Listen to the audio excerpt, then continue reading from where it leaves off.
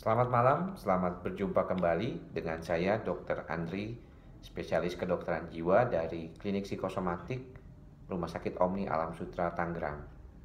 Pada kesempatan yang berbahagia ini, saya ingin kembali membahas tentang penggunaan golongan benzodiazepin atau obat penenang pada pasien-pasien yang mengalami masalah psikosomatik. Topik ini kemarin saya bicarakan di saat adanya seminar nasional benzodiazepin di Bandung, dan tentunya ini menjadi salah satu topik yang menarik karena kita tahu di dalam praktek keseharian sebagai seorang dokter jiwa, penggunaan obat-obat penenang golongan benzodiazepin itu termasuk sesuatu hal yang wajar digunakan. Tetapi sebenarnya bagaimana suatu guidelines atau pedoman terakhir yang diberikan kepada kami dari dokter jiwa untuk kasus-kasus yang memerlukan penanganan dengan obat-obatan golongan benzo ini. Sebelum memulai lebih jauh lagi, saya ingin menjelaskan sedikit tentang apa itu obat golongan benzodiazepin. Obat golongan benzodiazepin yang mungkin secara awam dikenal sebagai obat penenang merupakan obat psikiatri yang paling banyak diresepkan di dunia ini. Salah satu yang mungkin kita kenal adalah alprazolam atau dengan merek patennya Xanax.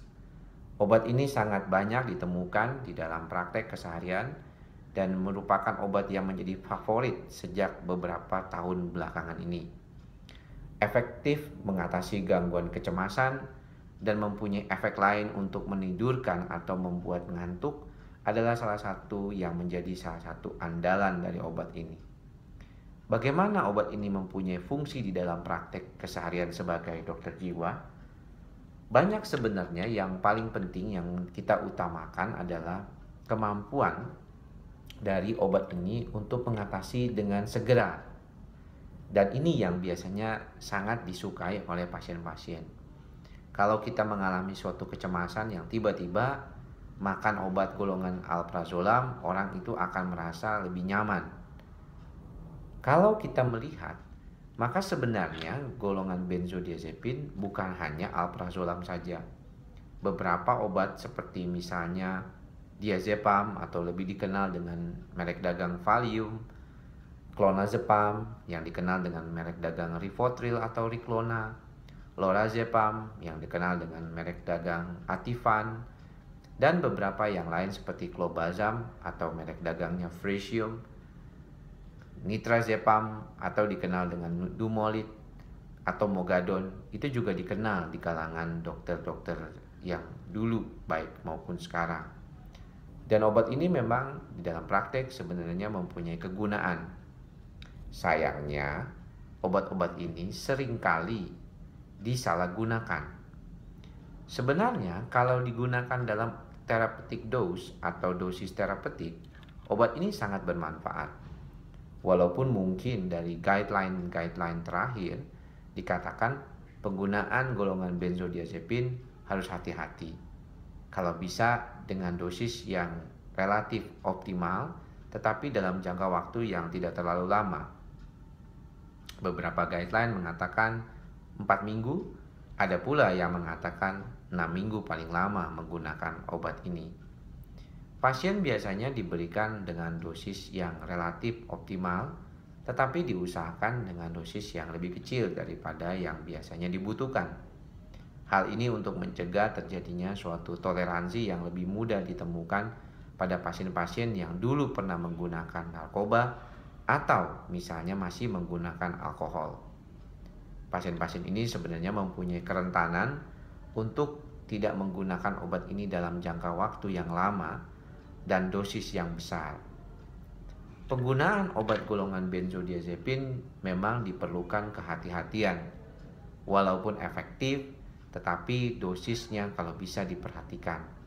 Dan penggunaannya juga tidak terlalu lama, atau kalau bisa dengan waktu yang sesingkat mungkin. Penggunaan obat golongan antidepresan untuk mengatasi gangguan cemas sekarang ini memang lebih sarankan untuk pasien-pasien yang mengalami gangguan kecemasan. Obat antidepresan plus golongan benzodiazepin biasanya diberikan di awal terapi karena kita tahu bahwa penggunaan antidepresan seringkali tidak mempunyai efek langsung kepada pasien.